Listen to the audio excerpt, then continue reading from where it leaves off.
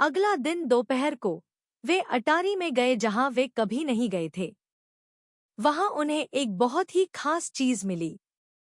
वह एक चमकती हुई सीप थी जो उन्होंने पहले कभी नहीं देखी थी। यह बहुत बड़ी थी और हल्की हल्की चमक रही थी। जैसे ही रिया ने अपनी नाक से सीप को छुआ, एक प्यारी सी आवाज आई और कमरा घूमने लगा। उनके पंजों के नीचे की जमीन गायब हो गई और उन्हें लगा जैसे वे पानी में तैर रहे हों। आदि ने म्याऊं किया और रिया खुशी से चहकी।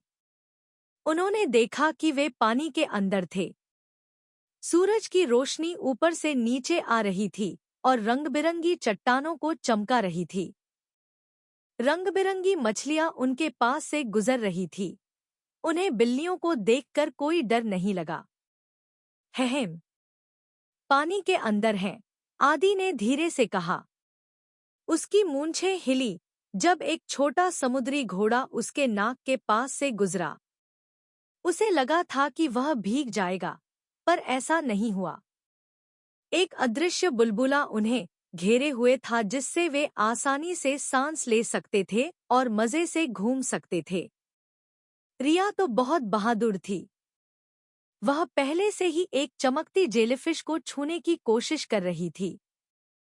यह कितना कमाल का है, आदि। देखो, कितनी सारी चमकती चीजें हैं। उनकी पहली मुलाकात एक थोड़े गुस्से वाले केकड़े से हुई, जिसका एक पंजा दूसरे से बड़ा था। वह टेढ़ा टेढ़ा चला और अपनी चंगुलों को खड़खड़ाते हुए बोला, जमीन से आए दोस्तों, तुम यहाँ पानी के राज में क्यों आए हो? हमें हमें नहीं पता, आदि ने धीरे से कहा।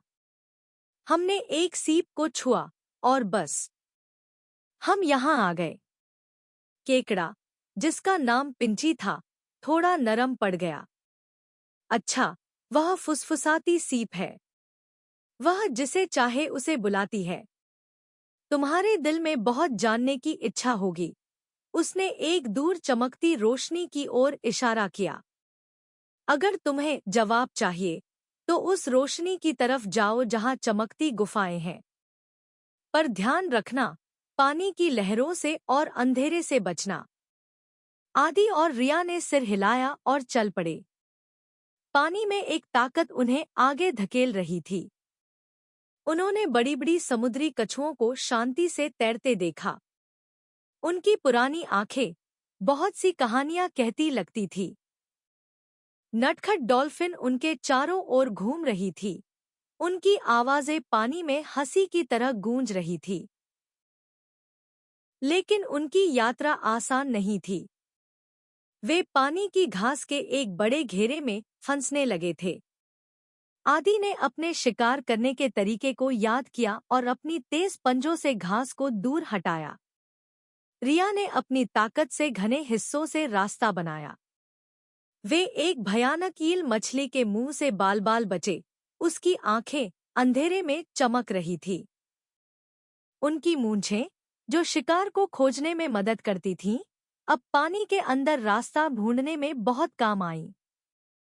वे पानी की लहरों में छोटे-छोटे बदलावों को महसूस करते थे, दूर के जीवों की हलचल को और उस चमकती रोशनी की ओर हल्का खिंचाव, जिसके बारे में पिंची ने बताया था। आखिरकार, वे चमकती गुफाओं में पहुंच गए। गुफा में जाने का रास्ता एक बड़ी चट्टान में एक छोटी सी दरार थी, जो अजीब सी रोशनी से चमक रही थी। अंदर, दीवारें बहुत सारे चमकते हुए क्रिस्टल से भरी हुई थी, जो रोशनी को अलग-अलग रंगों में बिखेर रहे थे। सबसे बड़ी गुफा के बीच में, धीरे से तैरती हुई, एक बहुत ही सुंदर और पुरानी सीप थी वही जिससे रोशनी आ रही थी। यह उस सीप से भी बड़ी और अच्छी थी जो उन्हें मिली थी। जैसे ही वे पास आए, एक बुद्धिमान पुरानी ऑक्टोपस अपनी लंबी बाहें धीरे-धीरे खोलते हुए सीप के पीछे से निकली। उसकी आंखें, बहुत पुरानी और समझदार, उन्हें शांति से देख रही थी। स्वागत है, बहादुर बिल्लियों, उसने धीरे से कहा। उसकी आवाज पानी में गूंज रही थी। तुम यहाँ समुद्र के दिल को खोजने आए हो। समुद्र का दिल, रिया ने धीरे से कहा।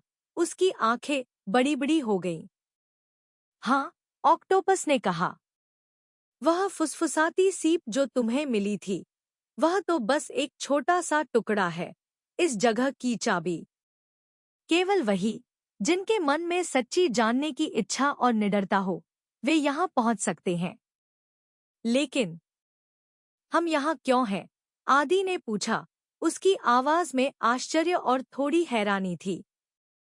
तुम यहाँ इसलिए आए हो ताकि तुम्हें याद रहे कि तुम्हारी दुनिया से परे भी जादू है, और यह समझने के लिए कि साधारण सी जिंदगी में भी बड़े बड़े रोमांच हो सकते हैं, ऑक्टोपस ने समझाया। समुद्र ने तुम्हें अपनी अद्भुत चीजें दिखाई हैं, और बदले में तुमने समुद्र को अपनी हिम्मत और ताकत दिखाई है। जैसे ही ऑक्टोपस बोला, समुद्र का दिल और तेज चमकने लगा। आदि और रिया को एक गर्म, प्यारी रोशनी में घेर लिया। उन्हें बहुत शांति महसूस हुई, और उन्हें यह समझ आया कि सब कुछ एक दूसरे से जुड़ा हुआ है।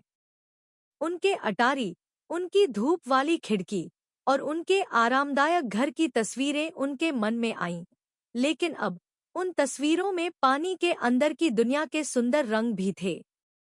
फिर रोशनी की एक आखिरी धीमी धड़कन के साथ दुनिया एक बार फिर घूम गई। आदि और रिया खुद को खिड़की पर वापस पाए। उनके फर पर दोपहर के सूरज की गर्मी थी। हवा में धूल और पुरानी लकड़ी की गंध थी, और चमकती सीप उनके पास फर्श पर पड़ी थी। उसकी चमक अब कम हो गई थी। उन्होंने एक दूसरे को देखा। उनकी आंखें उनकी शायद यादों से चमक रही थी। आदि ने रिया को धीरे से छुआ, और उसके अंदर एक प्यारी सी आवाज निकली। रिया धूल के कण से खेलने के बजाय अब खिड़की से बाहर देख रही थी। उसकी आंखों में एक दूर की सोच थी। उनका रोमांच शायद खत्म हो गया था, लेकिन समुद्र की फुसफुसाहट और यह बात कि दुनिया में अंतहीन अद्भुत चीजें हैं, हमेशा उनकी मूंछों में गूंजती रहेंगी। उस दिन से आदि और रिया ने समुद्र का थोड़ा सा जादू अपने साथ रखा, यह जानते हुए कि शांत पलों में भी रोमांच हमेशा बस एक मूंछ के हिलने जितना दूर था। उन्होंने एक दूसरे को देखा। उनकी आंखें उनकी पुरानी यादों से चमक रही थी। वे उस अजूबे भरे समुद्री सफर को कभी नहीं भूल सकते थे। वह अनुभव उनके दिल में हमेशा के लिए बस गया था, जैसे समुद्र की लहरों की आवाज उनके कानों में गूंज रही हो। अब वे जान गए थे कि उनकी दुनिया छोटी नहीं, बल्कि बहुत बड़ी और अद्भुत थी।